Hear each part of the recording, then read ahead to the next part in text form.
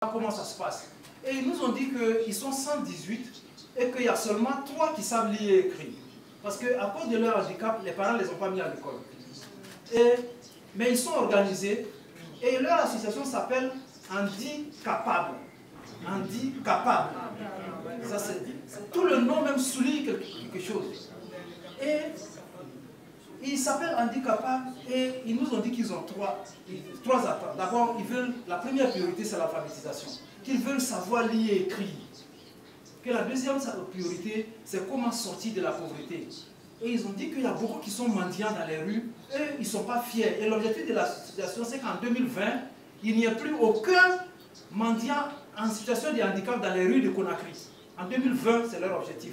Et ce qu'ils font, tous les dimanches, ils désignent des gens parmi leur association pour aller se promener dans la rue. Quand on voit un enfant en situation de handicap en train de mendier, il l'approche et il lui demande ses coordonnées de ses parents, et ils vont voir les parents, et il devient membre de l'association pour apprendre avec eux des choses.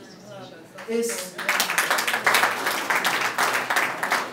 quand ils ont dit que leur envie c'est d'apprendre à lire, je suis allé voir le ministre de l'alphabétisation, et il était là, le conseiller du ministre. Et j'ai expliqué ça au ministre. On a été touchés, mes collègues et moi, quand le ministre a dit, monsieur Ido, demain, je ne connaissais pas cette association, mais demain, je vais aller leur rendre visite. Le ministre est parti, et la semaine dernière, mes collègues m'ont écrit pour me dire que le ministre a fait ouvrir un centre d'alphabétisation pour eux. Un centre d'alphabétisation pour eux, ils sont en train de s'alphabétiser. Et mieux, j'en ai parlé aux collègues du système des Nations Unies, pour dire que Leave No One, ne laissez personne en marge. Cette cible-là, est-ce qu'on peut conjointement faire quelque chose?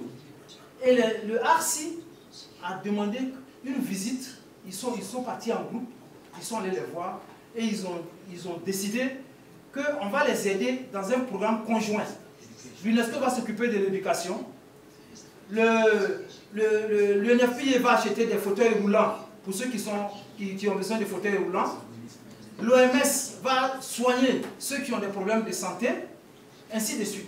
Donc, un programme conjoint est en train d'être élaboré en Guinée pour aider ces gens-là. Donc, et cette association a mis en place un orchestre de musique. Et j'ai sélectionné juste 2 minutes de cet orchestre pour vous montrer, si les caméramans peuvent quitter là, parce qu'on a besoin que tout le monde voit, juste en 2 minutes, qu'est-ce qu'ils sont capables de faire. C'est très édifiant.